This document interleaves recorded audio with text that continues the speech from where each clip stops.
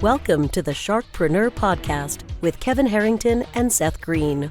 Kevin Harrington is the inventor of the infomercial, one of the original sharks from the hit TV show Shark Tank, and has generated over $5 billion in TV and digital direct response sales. Seth Greene is the world's first trusted authority on cutting-edge direct response marketing, a best-selling author, and the only 3-time Marketer of the Year nominee. On the podcast, Kevin and Seth interview sharkpreneurs who share straight talk on what it takes to explode your business. 49 faces looked to him in triumph. Over the last 12 months, they had each taken turns and promoted his business for a week at a time, driving over $987,342 in revenue. What if you had a network of 50 centers of influence who promoted your business every week for a year? Grab your copy of the #1 Amazon best-selling book, The Ultimate Guide to Growing Your Business with a Podcast, at 33% off the Amazon price by going to ultimatepodcastbook.com. Again, that website for 33% off the Amazon price is ultimatepodcastbook.com.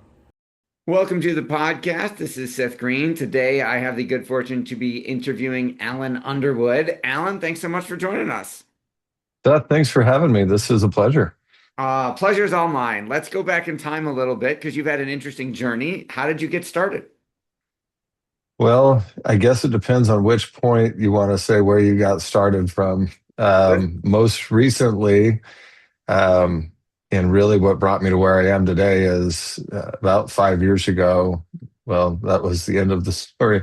The beginning, about 10 years ago, I hit some road bumps in the road of life, and through that, lost both of my in-laws. My dad ended up losing my business, and over the last 5 years have, like many entrepreneurs and people out there, had to work their way back up from top to bottom and bottom to top again.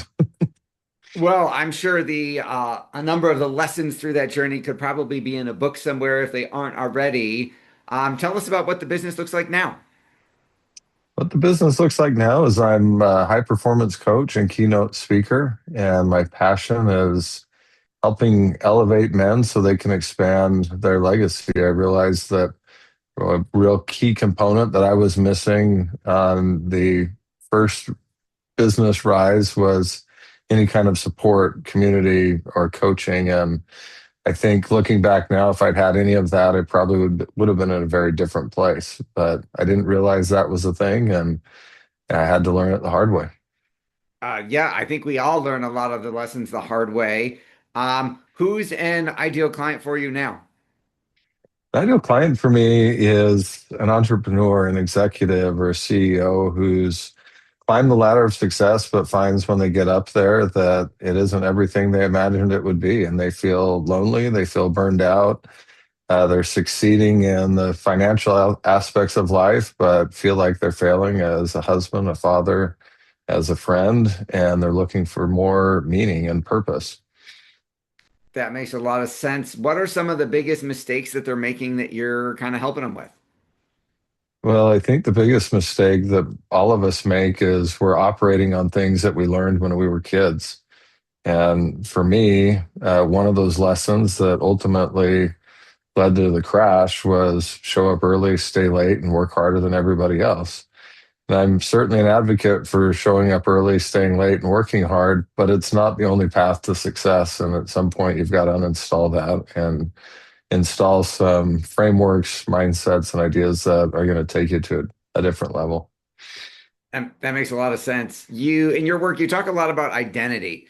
Why do you believe that identity is more important than strategy?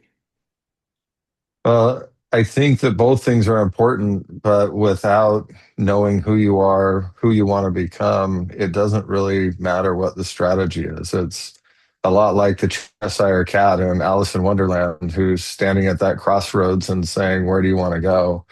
And Alice's response was, "I don't know." And if that's the answer, it doesn't really matter what you do. So I really believe that getting clarity on who you are and who you want to become is the foundation for building a legacy. That makes a lot of sense. You talked about, losing a previous business. Many high performers, I'm sure you see, tie their identity to their business. What happens when something negatively affects that? Absolutely. And certainly I was in that trap for a while. It was embarrassing, it was discouraging. And, a real point of clarity for me that helped was actually sitting with my 3-year-old daughter. And she asked if that business that I lost was a car business. And she asked if I liked the car business better or the business that I was currently in. And I said, I don't know. Although what I was thinking was that business made a lot more money than this one is. And her response to that was, when you were in the car business, you were gone all the time. And with this one, you're here all the time. I like this one better.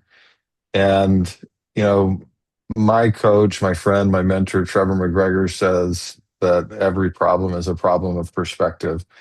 And that just gave me a whole new perspective on really what was important to her. She didn't care how many zeros were on the balance sheet or the income statement. All that she was measuring is how much time was at home. And measuring success by that metric for her was the only thing that mattered. Talk about a perspective shift. And Trevor's great. He was on the show recently. What were some of the lessons you learned from that trying time you went through? There's really 5 lessons that I now work with my clients that I learned during that time period. The first one was to have a compelling reason why you're doing what you're doing. And for me, that was very simple. I found myself at the end of that period of loss sitting in a pickup truck and looking at a handgun and being at the point of ending my own life. And at that point, there were 2 words that came into my mind. Those words were be there. And I recognized that I was about to pass on the pain that I was feeling to my family. And that just wasn't acceptable. That didn't give me solutions, but it gave me a reason to stick around. And to this day, those are words that are on the screensaver of my phone to remind me that regardless of how good or how bad things might be, there's a reason for me to be here. And that's my why. And the next thing that I teach people and talk about is learning to love yourself and then being intentional with your identity, being intentional with small choices that lead you in the direction that you want to go, being intentional about how you feel about the circumstances of your life and choosing it rather than getting run over by it. And the final thing is gratitude, just saying thank you regardless of how you're feeling or what's going on. Amen to that. I mean, that was worth the price of admission right there. Talk a little bit about, I mean, now you've helped so many people, so many men, so many entrepreneurs. What is the biggest challenge you're currently facing? The biggest challenge right now is actually on the sign behind me. In partnership with Trevor, we've recognized that as solo coaches, we just are not able to have the reach. There's a limited number of hours in the day that any one coach is going to be able to have. But there's an unlimited number of men who are looking for solutions, looking for community, looking for coaching. And so we've partnered together to put together this community for high performers where they can be with people that understand the weight of the life that they're building and the decisions that they're making and find the resources that they need both financially, physically, mentally, emotionally, spiritually, and contribution so that they can not only lead the life that they want, but leave the legacy that they desire to leave behind. Wow. I think that makes a lot of sense. Um, Talk a little bit about where I know you've achieved some incredible results for some of your coaching clients. Without naming any names, can you give us like an example of this is what this person came to me with, what they were dealing with, and then more importantly, the magical transformation you help them pull off? Absolutely. I'll give one example. One of my clients was a C-suite executive at a bank that everybody would recognize by name and had been there 22 years and was feeling frustrated with the direction of his career. He was feeling stuck. And more than that, just burned out. His marriage was failing, relationships with kids was difficult. And at one point, he even told me that he had been thinking about jumping out the window of his high-rise office building. And as we got in and worked together, I was able to help him see that he had lots of options. And then the first 6 months of working together, we were able to transition him into another position at another bank. He got a 40% pay increase, had 3 months off to prepare for that transition, and has repaired the relationship with his wife and his kids and is thriving now. He's almost unrecognizable in his energy and his outlook. And that has been one of the most rewarding experiences for me as a coach, to watch somebody go from the depths of despair to now thriving in just about every area of their life. That is absolutely incredible. Your passion is obvious. What do you like best about what you're doing? I get to build lives instead of just building businesses. And I love building businesses. I love the process of creating companies. But I know that for every one man whose life that I can affect, there's a wife and kids and grandkids down the road that are going to look back at that point in that man's life and be grateful for the things that happened. And I just feel like it's a really great responsibility and opportunity to step into that place and help someone discover who they are, who they want to become, and accomplish things that they never believed possible. That is beautiful. If you could give one piece of advice to the men who are listening to this now, what would it be?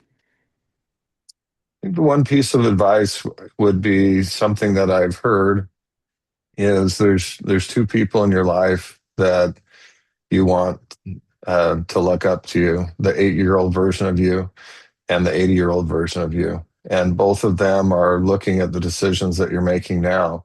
And I think both of them will be proud of you. And corollary to that is learning how to love yourself. That is, I think, the secret to success is learning how to love yourself and celebrating who you are regardless of what's going on or what you've achieved.